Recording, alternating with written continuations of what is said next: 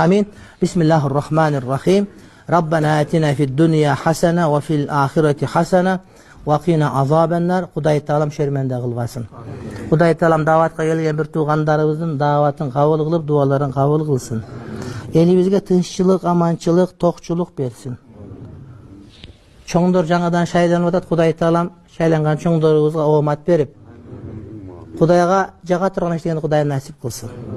Eger niyetlerinde buzukluk bolup, epteli mamleket tuğurdayбыз, kursak toyguzabыз degen jaman niyetleri bolsa, Hudaý Taalam tezirek o şerden ketirip orduna ılayıgyn ap gelsin. Hudaýym şermende kılgasın. Amanat bekem, amanatty buzam degenlerdi Hudaýym özü jazalagan bolsun. Rabbena atina fid dunya hasana ve fil ahireti hasana ve qina azabennar. Amin. Bir rahmetka.